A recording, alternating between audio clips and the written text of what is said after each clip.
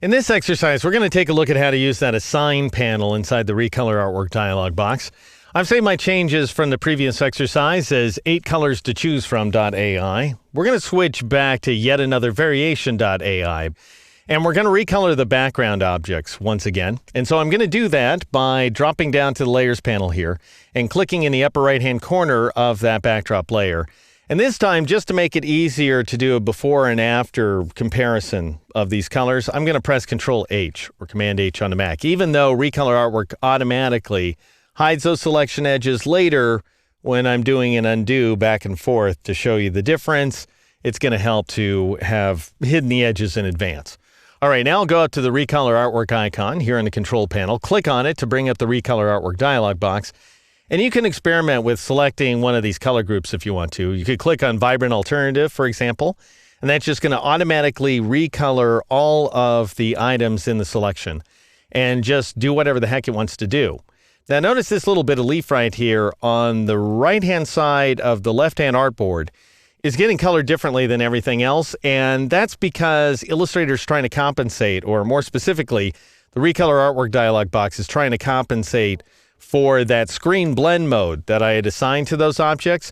And so it reads colors based on their appearance. So if you've got some blend modes assigned, then that may throw Recolor Artwork a little bit, and it may try to recolor different bits and pieces of a otherwise homogeneously colored group of objects differently than each other.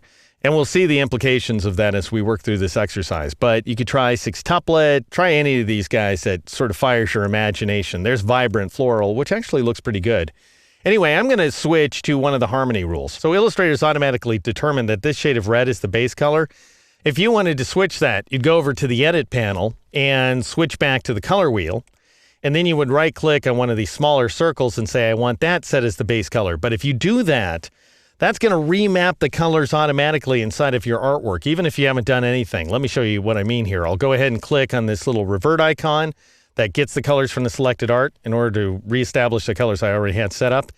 And notice that that moves all my color circles around because it's remapping the colors back to the way they were. And I'll, for example, right-click on this sort of purple color right there and choose Set as Base Color. And this big purple object is going to totally remap to a different color because it's moving inside of this color list. So even though my colors are exactly the same as they were before, Illustrator's reordered them. And so at least 2 colors have switched places with each other. You can actually move that color back to where it was if you can remember where it belonged inside of this list. So I could sort of fool around with this and move it by dragging the color swatch here inside of this little group. But that would have required me to pay attention in advance to what I was doing. And I really don't care that much. It doesn't really matter for purposes of this exercise exactly which color is in which place. But I just want you to see that is an option. Anyway, I'm going to switch back to Assign. And now I'm going to select a harmony rule based on that purple.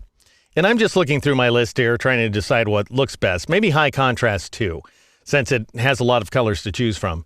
And then notice what were formerly 8 colors are mapping down to 6 colors. So some of the colors are getting grouped together, and at least one of the colors here isn't getting mapped to anything. This little minus sign without any color to the right of it means that this color is not getting remapped. And if I want to see which color that is, I can grab my little magnifying glass and click on it, and I'll find out that it's this group of dark objects here.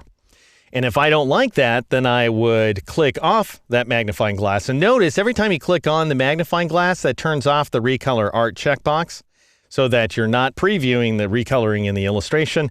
As soon as you turn off the magnifying glass, it turns back on, thereby indicating that you are previewing your changes. But if you decide this guy needs to be remapped to some other color, then you would just go ahead and drag it to that color that it's going to get remapped to. You don't drag it onto the purple, for example, that you're going to remap it to.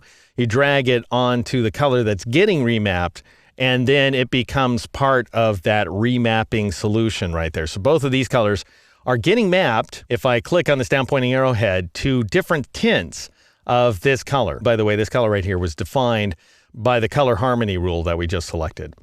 And you may notice that a couple of these options are turned off right now. They're dimmed, and that's because Preserve Spot Colors is turned on. If you turn that checkbox off, then you have the option of selecting from tints and shades and hue shift as well.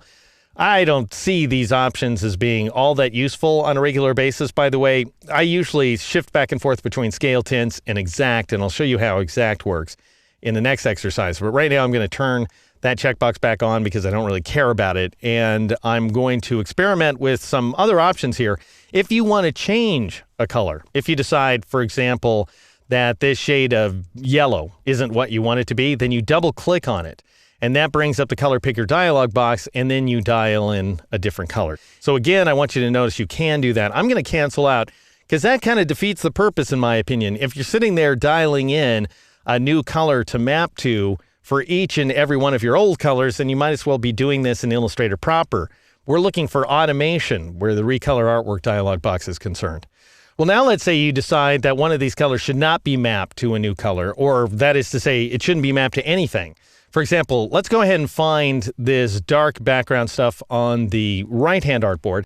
I'll go ahead and grab my magnifying glass, and I think it's this, so I'll click on that color, and sure enough, that's the stuff back there. And right now, it's getting mapped to a shade of brown, and not a very dark brown, so we're not going to get a very dark result. So let's say I don't want to map it to anything.